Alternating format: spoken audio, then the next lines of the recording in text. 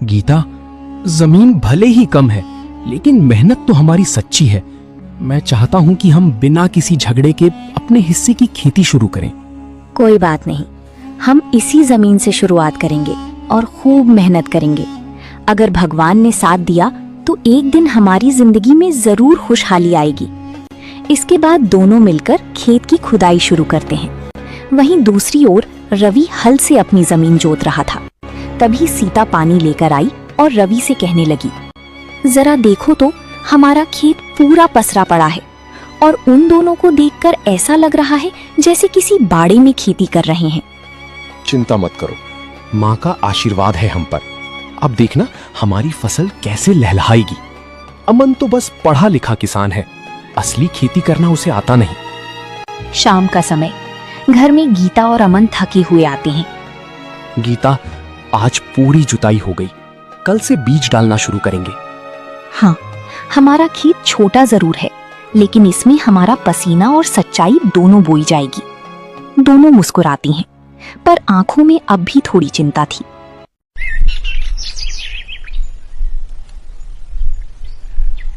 अगली सुबह गांव के चबूतरे पर कुछ बुजुर्ग बातें कर रही थी। सुनो, रवि ने तो बिना पंचायत की बात माने ही ज्यादा जमीन पर कब्जा कर लिया। अमन भी जमीन कम होने के बावजूद भी खूब मेहनत कर रहा है। यही तो असली किसान की पहचान है। कुछ हफ्तों बाद दोनों खेतों में फसल उगने लगती है। रवि का खेत फैला हुआ था, लेकिन उसमें जगह जगह सूखापन था। वहीं दूसरी ओर अमन का छोटा सा खेत हरा भरा दिख रहा था। गांव वाले गुजरते हुए चर्चा करते हैं, कम जमीन में भी अमन की फसल देखो कितनी लहलहा रही है। यही होता है सच्ची मेहनत का परिणाम। रवि ने तो काम बैलों से करवाया, लेकिन अमन ने अपने आप खेत की खुदाई की और बीज डाला। रात का समय, हल्की बारिश हो रही थी। अमन और गीता एक दूसरे को देख रहे थे। कभी कभी लगता है कि माँ ने जो किया वो शायद हमारी परीक्षा थी। हाँ, और हम उस परीक्षा में पास होंगे क्योंकि हम सच्चाई के रास्ते पर हैं। सुबह का समय, खेत में हल्की बारिश के बाद की मिट्टी की खुशबू आ रही थी। अमन अपने खेत में खड़ा फसल को निहार रहा था। गीता टिफिन लेकर आती है और फसल को लहराता देख खुश होती है। देखिए ना अमन जी, हमारी छोटी सी खेत की फसल कितनी हरी भरी है। लगता है जैसे धरती मुस्कुरा रही हो। गीता, ये सब तुम्हारे भरोसे और हमारी सच्ची मेहनत का फल है। हम कमजोर नहीं है, बस शांत है। दूसरी ओर रवि का खेत, जहां सूखी और कीड़ों का प्रकोप था। रवि परेशान चेहरा लिए खेत का निरीक्षण कर रहा था। सीता पास में खड़ी थी। ये क्या हाल हो गया है हमारी फसल का। इतनी बड़ी जमीन और फसल आधी भी नहीं बची।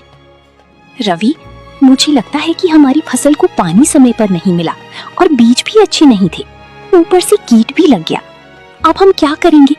वो देखो, अमन की छोटी जमीन में इतनी फसल और हमारे यहाँ सब चौपट। उसी तो बस किस्मत का साथ मिला है। मेहनत करना उसके बस की बात नहीं है। कुछ दिन बाद गांव की मंडी में सभी किसान अपनी फसल बेचने आए थे। अमन अपनी ही फसल लेकर पहुंचता है। व्यापारी उसके फसल को देखकर दंग रह जाते हैं। वाह अमन जी, ऐसा शुद्ध अनाज बहुत समय बाद देखा है। हम इसके बाजार भाव से भी ज्यादा दाम देंगे। धन्यवाद साहब, ये सब मेहनत और धरती माँ की कृपा है। वहीं दूसरी ओर रवि खड़ा था, जिसकी फसल व्यापारी वापस कर देते हैं। आपके अनाज में नमी और कीट है। हम नहीं ले सकते रवि जी। ठीक है, कुछ दाम दे देना, पर मेरा अनाज खरीद लो। माफ कीजिए, हम नहीं ले सकती। ये हमारे गोदाम में सड़ जाएगी। इसके बाद रवि दुखी मन से अपना अनाज वापस लेकर घर आ जाता है।